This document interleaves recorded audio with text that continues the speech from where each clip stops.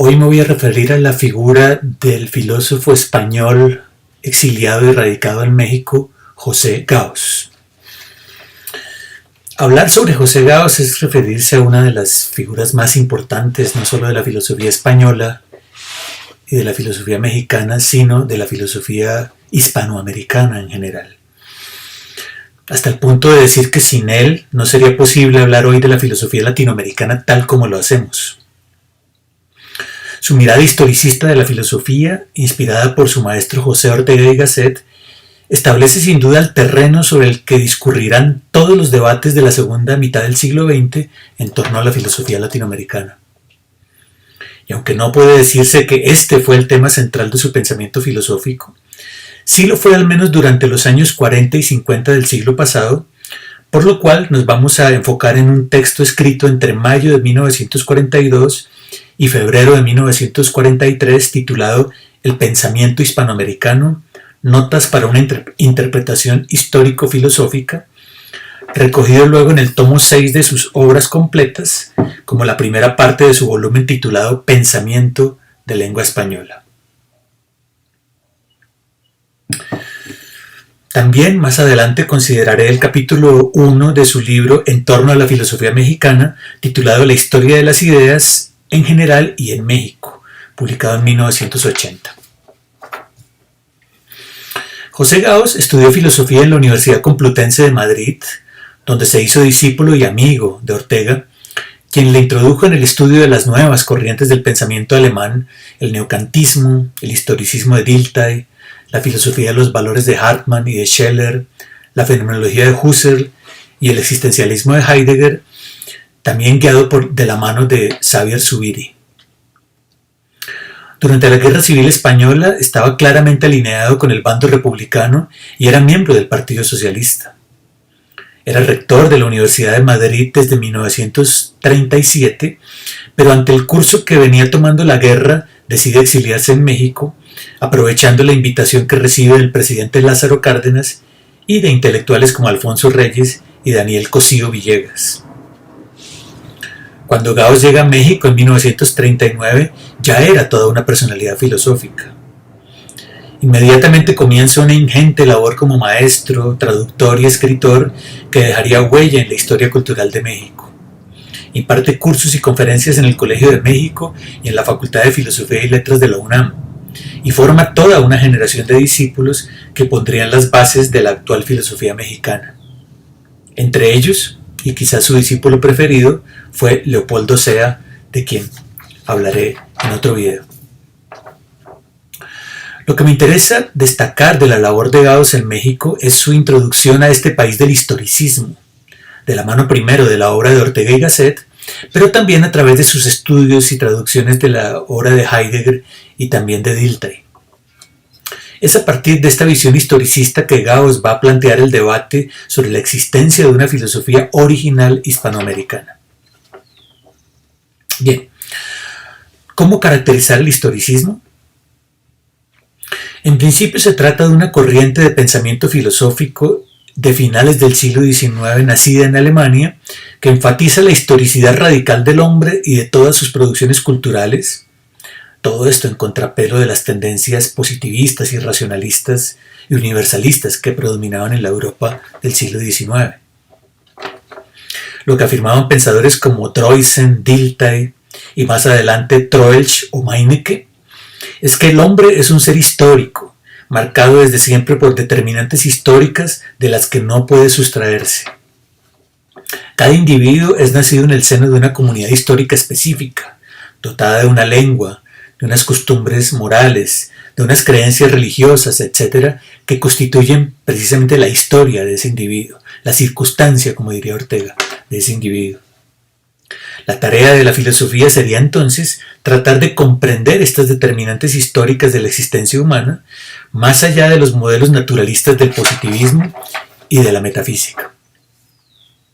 Es decir, que el historicismo propone dejar de pensar al hombre metafísicamente, a partir de estructuras de pensamiento que se sustraen a la historia, como por ejemplo hablar de una esencia humana universal que se impondría sobre todos los humanos, más allá de las circunstancias históricas en las que estos se hallan, Pero también el historicismo propone dejar de pensar al hombre naturalísticamente, es decir, utilizando los modelos de la ciencia moderna y, por ejemplo, hablar del hombre como un ser puramente biológico que reacciona a estímulos provenientes del exterior, etc.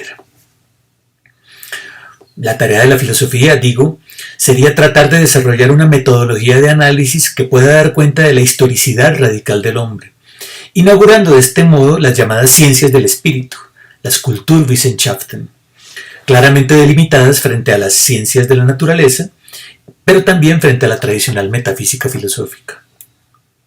Filósofos como Dilthey, uno de los referentes principales de Gauss, se apropia del apriorismo kantiano, pero distanciándose de tomar como punto de partida un yo universal y ahistórico, para hablar en cambio de un nosotros histórico, contingente, volitivo y racional.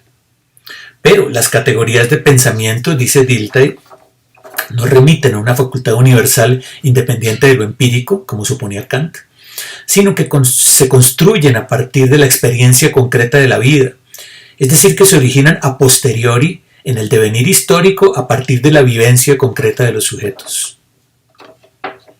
Esto, desde luego, nos conduce de inmediato al problema del relativismo de los valores, que desde luego no significa precipitarse en un relativismo absoluto y nihilista, sino tan solo apostar por un a priori histórico, es decir, por un conjunto de valores que, si bien son relativos a una comunidad histórica específica, operan en todo caso como criterios normativos para esta comunidad durante un periodo de tiempo determinado.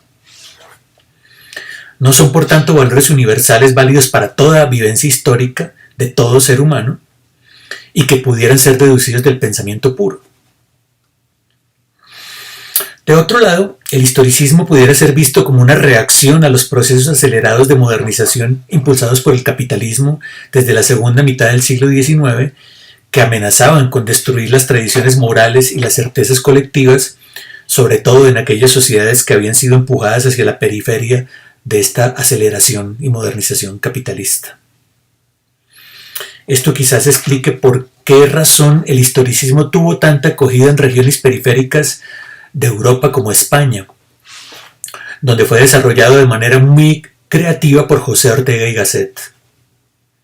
De hecho, el historicismo que Gauss lleva a México no es simplemente el presentado por los filósofos alemanes, sino el reinterpretado de forma original por Ortega. Es, por tanto, un historicismo teñido de circunstancialismo y de ratio-vitalismo, que son las corrientes filosóficas que Ortega desarrolla. En este sentido, podríamos decir que Gauss busca presentar en México el programa orteguiano de salvar las circunstancias, ya presentado también por Ortega en su primer libro, Meditaciones del Quijote. O, dicho de otro modo, Gauss quiere mostrar que hacer filosofía es reflexionar sobre las propias circunstancias históricas, en este caso las circunstancias de los países hispanoamericanos. Auténtica entonces será la filosofía hecha por hispanoamericanos sobre las circunstancias de Hispanoamérica, vale decir, sobre el modo en que la vida es experimentada en estos países de habla española. Más adelante voy a hablar un poco de esto. Ya veremos cómo, de la mano del historicismo, Gauss se posiciona en medio del debate entre la universalidad de la filosofía, que era defendida por la mayor parte de los filósofos profesionales, y el particularismo o circunstancialismo propugnado por Ortega, tomando partida por este último. Lo que dice Gauss, de la mano de Ortega, es que no hay filosofía universal como tal, pues el filósofo no puede ser sino y con su circunstancia. Aún los filósofos que creen estar hablando desde una posición universalista lo hacen, aunque no sean conscientes de ello, a partir de circunstancias históricas particulares. Para Gauss, la filosofía es básicamente un saber histórico, de modo que la pretensión tradicional de la filosofía de desentrañar una verdad única y válida para todos es en realidad una idea falsa que la propia filosofía tiene de sí misma. Gauss hablará, por tanto, de una verdad circunstancial, relativa siempre a las condiciones históricas desde las que habla el filósofo, lo cual significa que existe una pluralidad de verdades. Esto le llevará, como veremos más adelante, a la concepción de que la historia de la filosofía no es otra cosa que la historia de las ideas filosóficas producidas desde diferentes circunstancias históricas. Gauss invierte entonces el proceso de la indagación filosófica seguido hasta entonces. En lugar de comenzar a filosofar partiendo de supuestos universalistas, de lo que se trata es de comenzar con una meditación sobre la propia realidad histórica vivida y experienciada por el sujeto que filosofa. El filósofo debe comenzar haciendo filosofía de su propia circunstancia. Por eso recomendaba a sus alumnos, cuando estos buscaban temas para graduarse en filosofía, que prefirieran aquellos relativos a la historia de las ideas en México, es decir, aquellos que versen sobre el modo en que los intelectuales mexicanos se han apropiado y han reflexionado sobre su propia circunstancia. Lección que aprendería muy bien su discípulo Leopoldo Sea. Bien, el texto que estamos considerando ahora, el pensamiento hispanoamericano, presentado en las obras completas como la primera parte del libro Pensamiento de lengua española, comienza precisamente resaltando la importancia de asumir la historicidad radical de todas las cosas humanas. Voy a citar de la página 33 de este libro, dice Gauss, cito: "La conciencia del relativismo o subjetivismo histórico de las cosas humanas ha acabado en la concepción de que las cosas humanas todas tienen, el hombre tiene historia por su propia y misma naturaleza o esencia, porque son o es historia. La historia no sería sino la realidad de la historicidad humana, la concepción de la historicidad esencial de todo lo humano, del hombre que se cifra en la afirmación extrema y más consecuente al parecer de que el hombre no tiene naturaleza sino historia", como decía Ortega. Este historicismo acabado parece remachar definitivamente la invalidación en principio de los principios. La humana historicidad y la consiguiente invalidación de los principios pacíficos como tales es la cuestión radical de nuestra vida para la reflexión, para la filosofía. En suma, a la filosofía se le impone en la actualidad estudiar nuestra vida con su radical historicismo de los principios. Fin de cita. Aquí ya se ve muy clara la vocación historicista que caracteriza la posición filosófica de José Gauss y que inaugurará en 1942 el latinoamericanismo filosófico de los próximos 40 años.